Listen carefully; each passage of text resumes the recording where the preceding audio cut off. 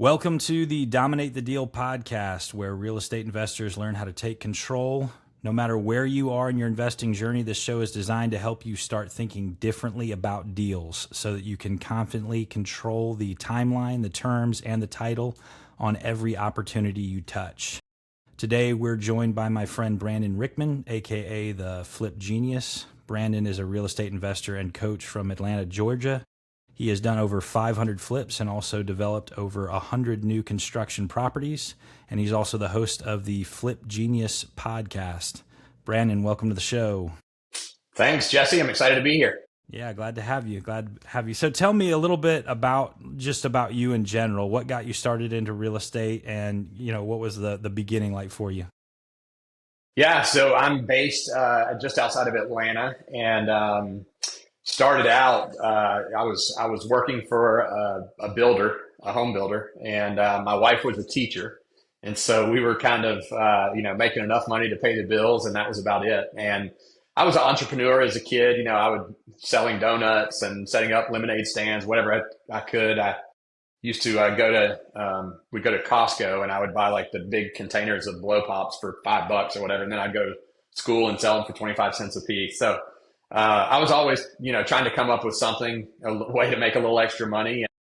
My wife and I guess 24 years ago now, we were kind of tired of the rat race. We were tired of just making enough money to pay the bills and somebody else telling us what time we had to be at the office and what time we could leave and when we could go on vacation. And so we really just wanted to do something in addition to what we were already doing, to try to bring in a little extra cash so that we could have a little more time freedom, a little more financial freedom. And so our first house that we ever did was actually in our neighborhood. We were out for a walk, saw a house that was beat up, dilapidated in our neighborhood, and we went up and knocked on the door and started talking to the people and ended up buying that house and remodeling it. And it took longer than it should have, and it cost more than it should have. We didn't know what we were doing. And we did all the work ourselves. So, we were doing our normal 9 to 5, Monday through Friday, and then go over there at night and on weekends and do the work. So we were worn out, but we also took a lot of time to do it. So I learned a lot from that first one, but in the end, we ended up selling it and making about $33,000 on it. And we were like, wow, this is, as much as my wife was making as a school teacher in a whole year. So then went out and found another one and realized that we enjoyed doing that. So then kind of built up from there over the last 24 years. Awesome. Do you think that doing the work yourself helped you later on down the road when you were trying to figure out how much things would cost and just working with contractors and figuring out your costs and all that? I think it did. I actually had a background in remodeling anyway. So I had my dad was a builder and had a remodeling company. My brother and I worked for him growing up. So I kind of knew how to do some of the work already. So that's why I wasn't afraid of it. But I do think it helped me, all the way through my career, because now when I go in and look at a house, I can assess it pretty quick. I mean, I walk through the house in 15 minutes and I can know within a few $1,000s how much it's going to cost to do the rehab. So that's definitely helped. And then the other piece of it is when I'm working with subcontractors and telling them what I want them to do, I know what can be done and what can't be done, and I know what it should cost because I've done it myself. So it definitely helps. Gotcha. Awesome. So from that point, you did your first flip, and I'm assuming at that point you probably didn't know that there's like a zillion other ways to make money in real estate. So how did you get from that first flip to where you are now, where you actually teach people to, do 8 to 10 deals a month? Yeah. So the first 2 to 3 years, we kept our full-time jobs and just kind of did it on the side. So we went and found another house, did the same thing, hired some contractors to do most of the work on the second one. And during those first couple of years, we would just do 2 or 3 a year on the side. But what we realized was that, 2 or 3 deals replaced my wife's income. So she was able to quit teaching after 3 years of being, doing these flips on the side. And I kept my normal job for a little bit longer. And we really didn't know what we didn't know. It's funny, now looking back, I didn't know what a CRM was back then. right? So I'm like writing people's phone numbers down on a notebook pad. Call these people back on Thursday of next week. Call these people back on Friday of next week. And so as we got into the business and as we started moving forward, you pick things up. We were talking to other people who were in the industry, hearing what they were doing. They would say, "Hey, you got to try this CRM." And so we would go try that CRM. I eventually ended up hiring a coach and joining a mastermind. And those were two things that really springboarded our career and really helped us grow because, again, we didn't know what we didn't know. And there's a lot of things out there. Another example is when we first started, we were going to the bank and borrowing money to buy the house and fix the house. But they'd only give you 80% of the current value. And so we had to come up with the other money ourselves. It was like save money so we could go do that. And that's the only option we knew of. Well, after we had done a couple flips and started talking to people who were, had been in this industry for a while, we found out there were such things as hard money lenders or private lenders. And so they'll loan based on the asset itself, based on the house itself, rather than my W-2 income or my tax, last year's tax or last 2 years' tax returns.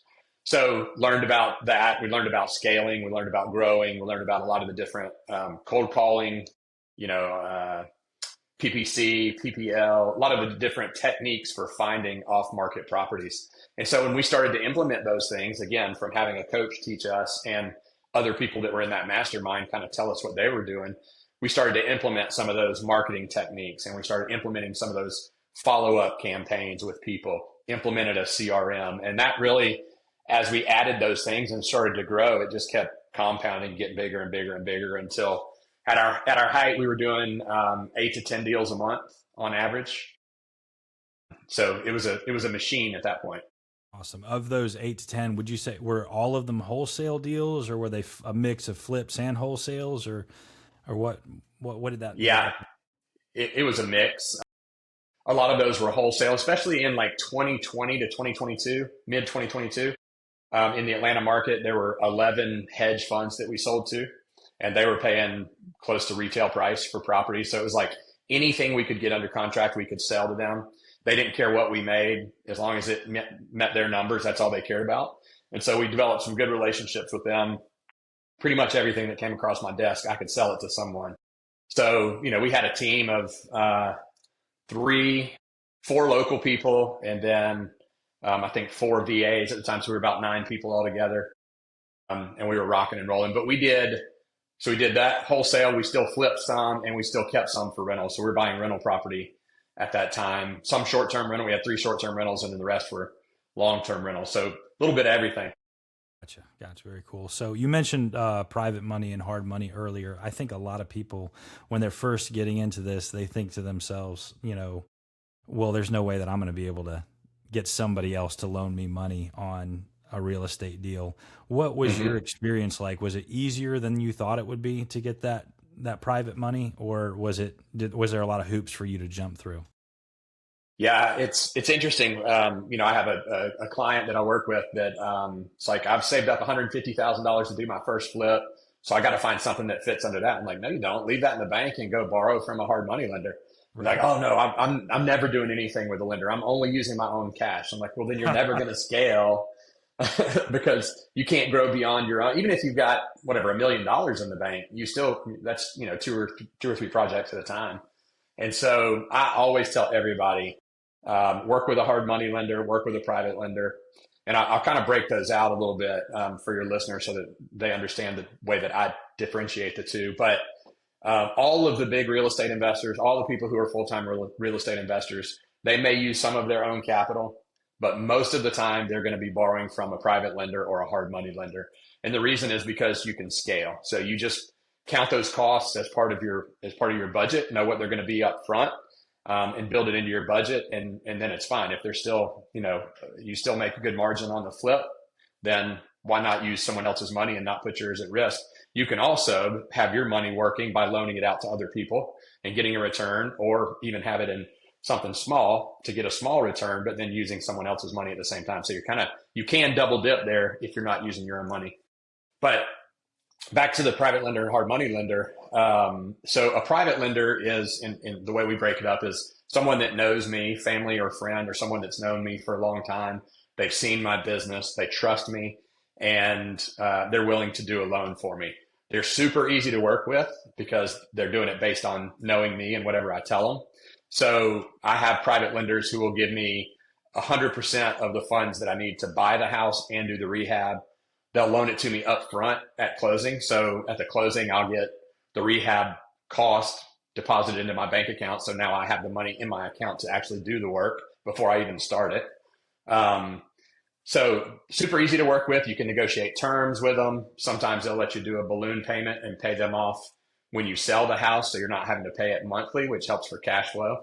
So I love working with private lenders. The only potential drawback there is they have limited funds and there's a limited amount of them who I personally know that, I can work with. So they may have $500,000 they're willing to loan, but I can't go beyond that because they don't have any more capital to do that. So then I have to go to another private lender. So that's the limitation with them, but they're by far the best lenders to work with, friends, family that know you. And then hard money is similar, but a hard money lender is a bigger company. They're pooling a bunch of money from a bunch of different individuals and investors. They have much deeper pockets. But you've got to fit into their box. They do loan based on the property and not based on your tax records and W-2s and all that. So they're easy to work with in a bank or an institutional lender, but they have higher rates. So right now, I think, 2 or 3 points up front and 12, 13, 14% interest, annually. So a little bit more than a bank, but much easier to work with. We work with a little bit of all of them, just depends on the situation. Whenever we're evaluating a property, we first try to do a private lender. If we can't get that lined up, we'll go to a hard money lender. And then of course we'll use institutional money on like a long-term rental, doing a DSCR loan or something like that. Gotcha. So I might be an anomaly, but I was blessed to just kind of find my people early on. And so I work with private money lenders, hard money lenders, and I've never once had either of them ask me for my credit score or ask to pull my credit. Is that something that you experience too? Is that pretty common in your experience? Absolutely. It's a funny story. I had a lender. I've never personally met this person. I did a podcast and he heard me on a podcast and reached out and we had a phone conversation. He actually lives in another country. He's not even in this country. But he wanted to become one of our private lenders, and he talked to some of the other people that I'd worked with and they vouched for my credit and everything, and that I was a good person. I was going to do what I said. I was going to pay him back. And he's done probably 6 loans with me in the last year, definitely in the last year, at least that many. One of the crazy things is the first loan that I did with him, I'd never done a loan with him before. And I think the purchase price and the rehab together was $400,000. And he was having trouble getting the money to me because he was in a foreign country. And so he couldn't just send a wire like we do here in the States. He wrote a check to me personally for $400,000 and mailed it to my house. And I went and deposited it in my bank account, 400. And this is like 2 weeks before the closing. So no collateral, not attached to the property, nothing. I put the money in my bank account, transferred it to my business account. And then when we went to close with the attorney, I of course sent them the money. And anyway, ended up flipping the house, paying him back, and he was happy. And that was kind of the start of our program. But yeah, they do it based on trust. Did you have to mail it back to him, or was he able to accept a wire? Yes, I was able to wire it back to him. It was more of a timing thing where he was in the country he was in. Their systems were not up to par with what our banks require here. So they wouldn't allow them to wire the money. He had to go to the consulate and do all this stuff. It's going to take, a month for him to be able to send the wires. Gotcha. But going back was much easier.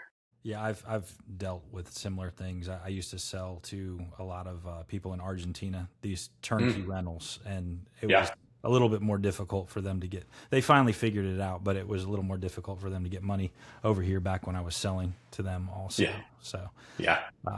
But okay, so you kind of you moved in, you scaled up to 8 to 10 deals per month, and then now I assume you're probably just doing the stuff that you really like.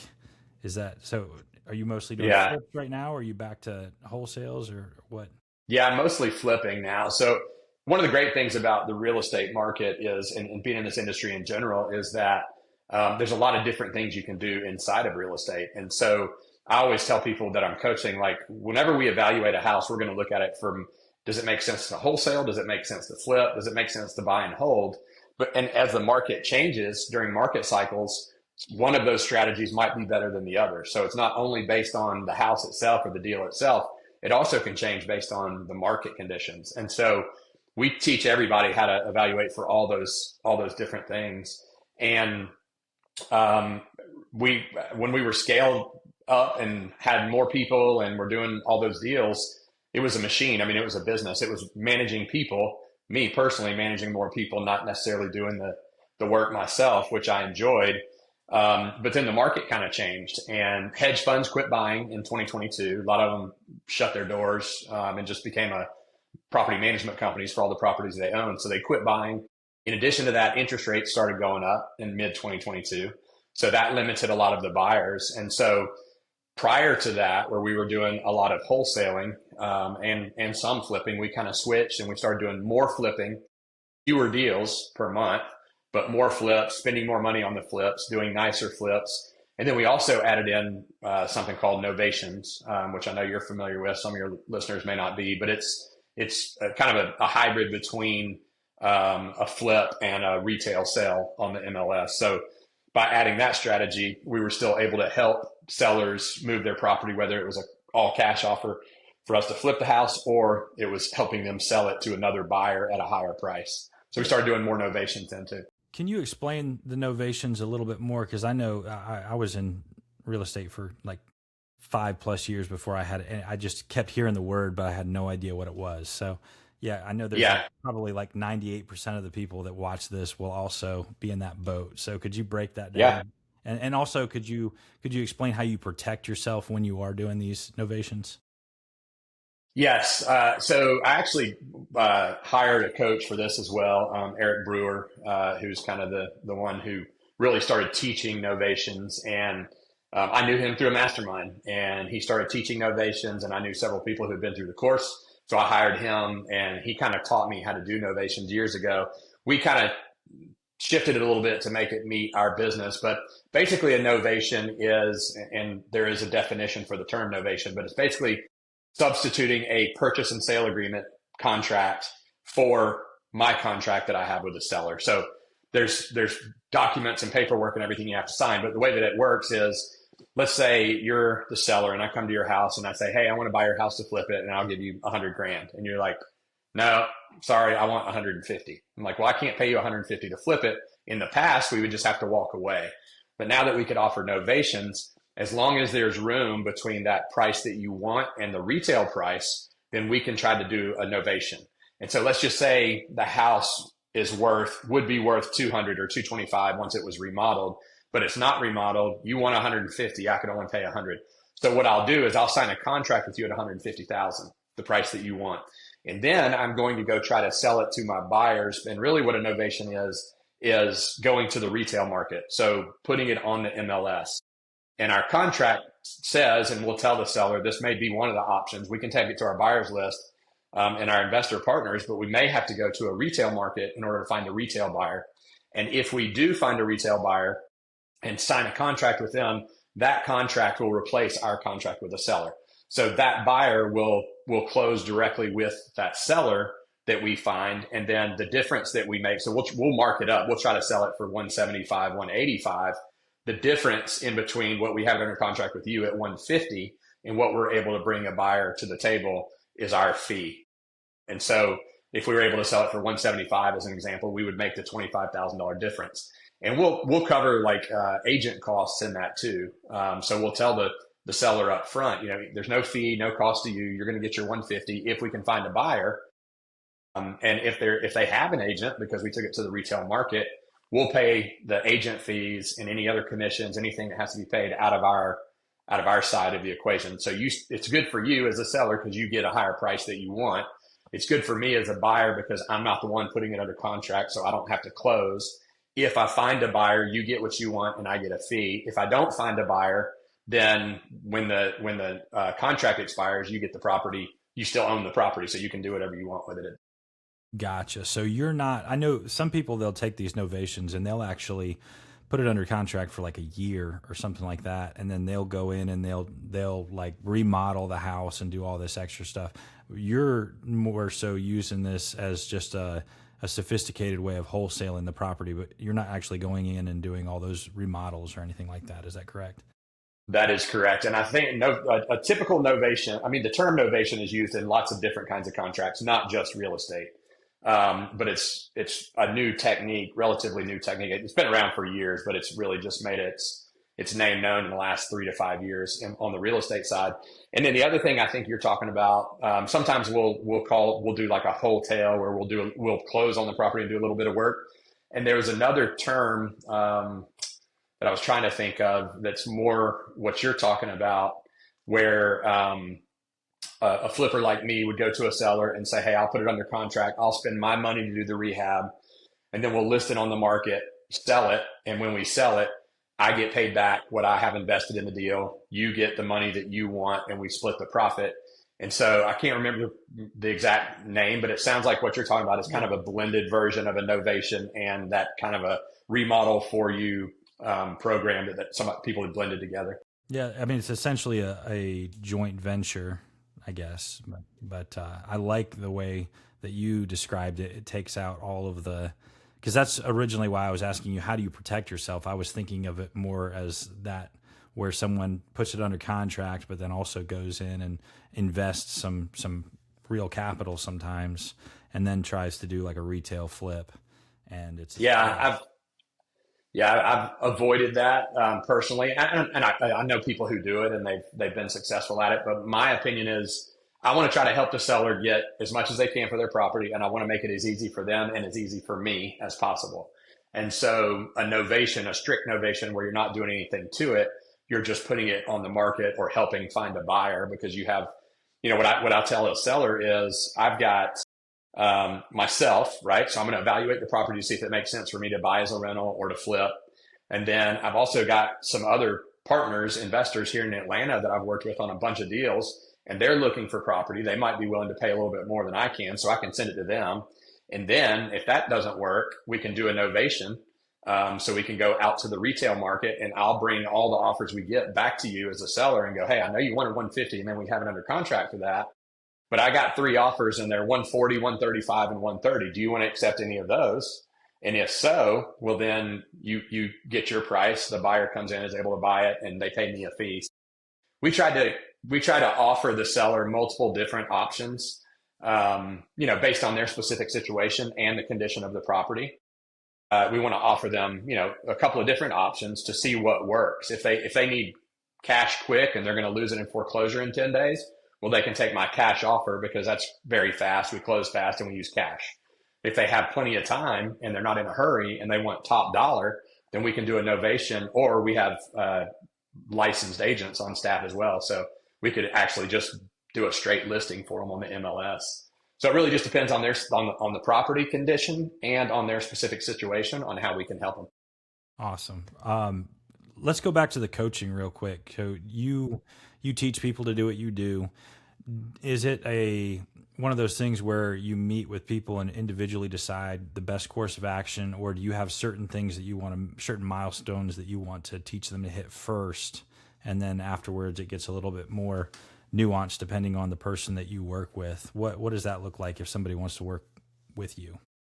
Yeah, so our target is newbies, kind of people who are just getting into real estate investing, either have never done a deal or have only done 1 or 2, and they don't have all their systems in place. We're not really teaching people how to scale from, they're a full-time investor, they're doing 20 deals a year and they want to do 100. We've done that, and I know other coaches who do that, but that's not really what we target. And I think for me, the driver of that is looking back at where we started from. Like I described earlier, we were both working a 9-to-5 job, paying our bills barely, and wanted more out of life, wanted that time freedom and financial freedom. And so that's kind of who we target.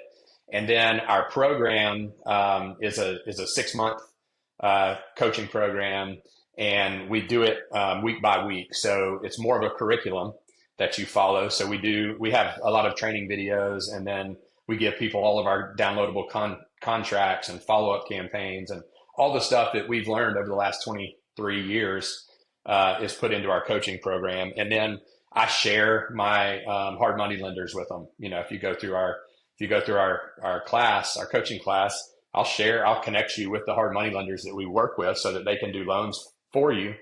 Um, I actually own a private lending company myself, so we do loans for our students as well. So kind of give all that to try to help people be more and more successful. And then each week we add something to it. So the first week, we focus on building relationships with other wholesalers so that you can have them sending your property, and also with other real estate agents to tell them, hey, I'm looking for properties to flip. If you have anything that comes across your desk, let me know. And then week 2, we move into some marketing techniques. And then week 3, we move into skip tracing data, pulling down data and skip tracing. And then week 4, we talk about how to talk to sellers. So it's a week by week curriculum that we teach. And you can go back and watch those videos. If you come in and we're on week 5 of the program, you could go back and watch the videos from week 1, week 2, week 3 to catch up to where we are. And then every week we do a live call as well. So we'll do a live call where I'll be teaching some aspect of the business based on that week, where we are in the program. And then we have a time of Q&A where our students can ask us questions about the process or specific to a property that they're working on. And we can give feedback to them live based on their specific situation. Awesome. Very cool. So if people want to get in touch with you, how would they do that? Yeah, so the easiest way is to send me an email. My email address is Brandon, Brandon, at The Flip Genius. So you can see the Flip Genius logo behind me. So it's Brandon at The Flip Genius. Also on Facebook, my cell phone number is on my Facebook page, as is my email address. Website, theflipgenius.com. And then the other thing that I wanted to mention before we jump off is anybody that reaches out to me from this podcast and let me know that they're coming from your podcast, I will coach them for free for 30 days. So basically, they jump into all that stuff that I just said, the videos, downloadable content, weekly live coaching call with me, access to our private Facebook group. So there's a community aspect there where people are asking questions and helping each other. All that for free for 30 days, so that people can see that there's value there, they're learning, and hopefully want to be part of our 6-month program at that time. Awesome, man. That's a huge value add. So thanks, Brandon, for being on the show, and hopefully we'll be able to have you back on soon. Yeah, absolutely. Thanks for having me, Jesse. Appreciate it. Awesome.